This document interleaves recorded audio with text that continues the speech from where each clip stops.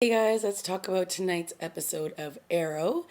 And wow, a lot went down. We pretty much picked up right where we left off with Ra'sal Ghul holding a knife to Oliver's throat, and Oliver asks him to kill him, and he's like, "I don't want to kill you. I want you to become the next Ra'sal Ghul." And they have this very intense conversation, which I think was the best one of the entire episode. And he's explaining to him what being the head of Raza Ghul's army would mean, and that he would get access to all these resources that he currently does not have, and he would be able to actually do some real work and not just try to make a dent, but really save the world. And of course, Oliver's really not listening to him, and he's not convinced that of what he's saying. And he said, if you don't want your league to be murderers, then they don't have to be. They'll follow your lead. And once again, Oliver's like, I don't believe you. And he said, basically, your men in there have to kill for you. He says, no, they have to die for me. So he says you can leave, and as a sign of good faith, you can take Diggle and Malcolm Merlin with you, and pretty much think about it. And Oliver's like, whatever, I'm leaving. So when he does this, of course, Raza is not happy about it. And we don't need to see his reaction to know that he's not happy, but we know that Raza pretty much gets what he wants. And I guess the legend is that whoever survives the Ra'sal Ghul's sword and lives, then they then take his place. So he also tells Oliver that he knows basically Oliver's life, that he's in love with a woman that he can't have, that he's got friends in the police force that are going to turn against him. The entire city's going to turn against him. They're going to turn and want to kill him. Eventually, they will, and he will die alone. So, all these little bits of information that Raza is telling him is all very interesting. And he has this charm about him that you kind of just are very engaged with his presence and what he has to say. And then, Oliver leaves and he goes home and nobody understands what happened. So we pretty much get everybody finds out that Oliver has been asked to take over the head of Ra'sal Ghul and the League of Assassins. He would become Ra'sal Ghul and the head of the League of Assassins.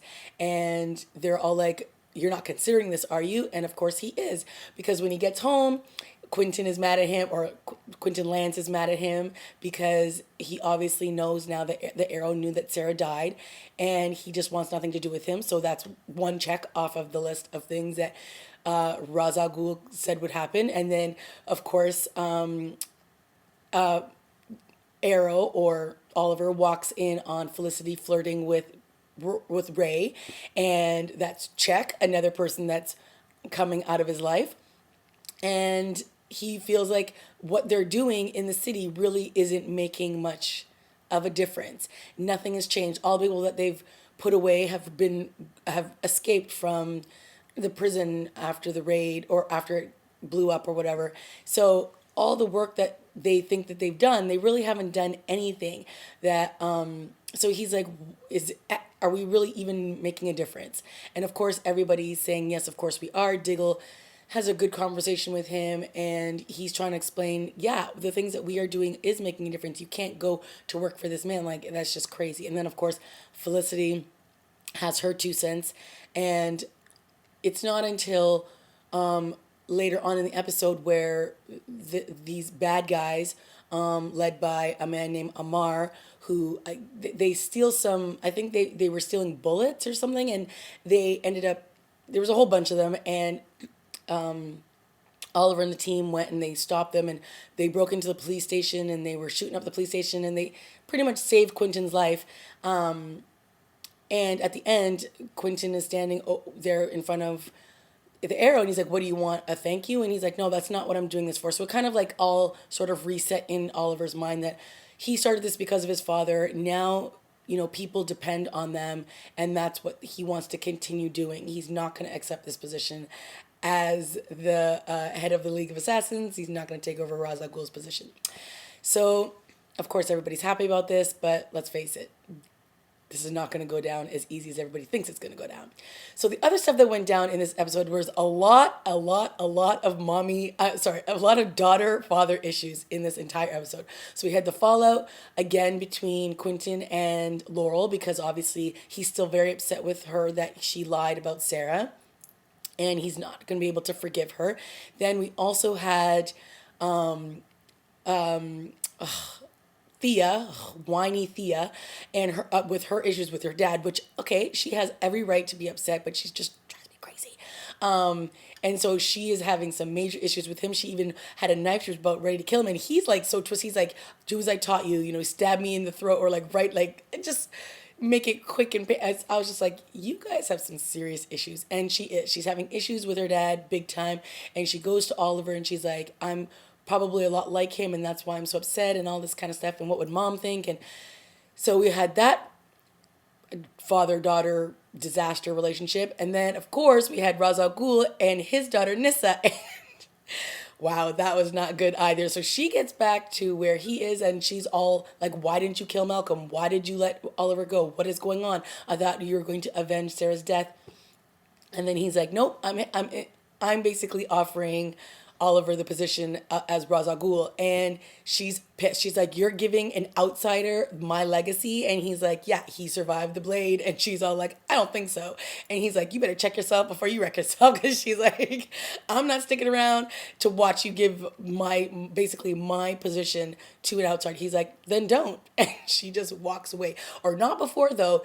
So she went to raise her blade up to his throat, and he grabbed it like, because he's badass. And he grabbed it with his hand, and then she walked away. And then he leans down to this, kind of looks like a grotto, but it's like all with all this water in it, whatever. And he was telling some story about the water and all this kind of stuff. It's very important. And he puts his hand in, and all of a sudden he pulls it out. The wound is healed. Okay, well, maybe that explains why he's invincible, because he seems to be able to go into some healing water. I'll take one of those, thank you. So yeah, that happened. And what I liked was at the end when the whole battle scene between the bad guys and Oliver and his crew went down, Nissa showed back up and she engaged in the fight as well and like was on team Oliver and Arrow and everybody. So that was kind of cool. And then at the end, of course, because Laurel still is not up to snuff, which she shouldn't be, because hello, she's only just started training. And Oliver even calls her out earlier in the episode. And then Nissa's like, yeah, you weren't terrible. She's like, but you could use some work. And I like that these two she is going to be the one to train Laurel. That I can get behind, because that just makes the most sense. If Oliver's obviously not going to do it, it makes the most sense that Nissa's going to do it. And, she wants to, I guess, be closer to Sarah. And so by proxy, that means Laurel. And Laurel wants to be closer to her sister, Sarah. So in proxy, that means Nissa. So these two are going to do some female bonding and some nice training. And that's going to be cool. So, of course, before the end, Thea runs back to Roy, and she's just a disaster. Her life is in shambles. She needs people to help her out of this. And Roy seems to be the only person who she can turn to right now. So it looks like they're back together. And at the end, so here's the thing, okay? We all knew that Oliver wasn't just going to be able to say, yeah, deuces to the League of Assassins and to Ra'sal Ghul's offer. There was just no way that was going to happen. And even Tatsu warned him. He said, this isn't like... And Malcolm Merlin also warned him. He's like, he's not asking you. Like, this is going to happen. This is like some myth and some all this stuff, blah, blah, blah. And there's just no way you have a choice here. And Oliver's like, well, I do. So he's like, whatever. And then when Tatsu's talking to him, he's like, you cannot turn your back against this offer because I'm basically going to have to come after you. He's like, I told you that I will always be grateful for what you did for my family, but Ra'sal comes first. So if that means now our friendship is over now, then I guess that's basically what he's telling him, because at the end of the episode, we see the bad guys who are all like, there's still some of them, still standing there, and they're like making this big speech. Oh, we're going to get back out there and they can't stop us. And then all of a sudden, boom, arrow goes through one man's chest, arrow goes through another, arrow goes through another. And then there's one man standing.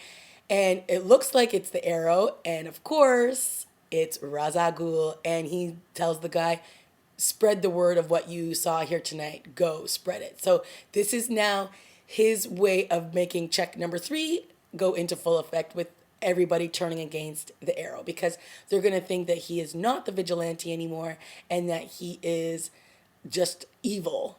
And this is going to be the last nail in the coffin to, I guess, solidify that Oliver goes over to the League of Assassins, or he doesn't get to do anything because he's refused the offer. So yeah, it was a good episode. I really enjoyed it. They included everybody in this. I like that Nissa, it seems like she's gonna turn against her father, maybe join the team, or at least join and work with Laurel. That's cool. Diggle had a little bit of more action in this episode, which is really something that I like to see, because I hate him sitting in the office with Felicity. Like, no, he's a trained fighter, soldier. Get him out there. So all that was good. And then, of course, we had some mushy moments between Felicity and Oliver when she pretty much says, Ray's in my life, but as long as you're in my life, I'm going to be happy. Because, she can't have Oliver, so Oliver just has to get over the fact that she's going to be happy with some other dude. Fine, fair enough. So we had some flashbacks, of course, in this episode, and this is sort of after the aftermath of Tatsu and Miseo getting shot at, and then Oliver grabbed the son. So they were like running all over this market. They go to this like little area where the son thinks that his parents will be, because when they get split up, this is where they always told him to go. And then they see Oliver sees a bunch of like guys there, so he runs away with the kid again. They end up back in another market, and then who do they run into? Shadow. Holla. Like, what? So here's my thing. I've always said that Oliver has not had much chemistry with anybody on this show, except for Sarah and Shadow. And Shadow being alive is awesome. So if she really, really is alive and she didn't die on the island, and all that craziness between Slade's anger and everything was really unjust, I mean, oh my God, that's just crazy. But it wouldn't surprise me that somehow she's alive. It wouldn't, because that's how this show works, right? So I'm very excited to see what happens in the remaining flashbacks, because I like some Shadow. She, I think, was really, the short period of time that she was on the show, I think she made a good impact. I think that her and Oliver had some great chemistry together, and it'll be interesting to see what all of this means. I'm really excited about that. Okay, guys, let me know what you thought of this week's episode. Leave a comment, like, subscribe, and I'll see you next week. Bye, guys.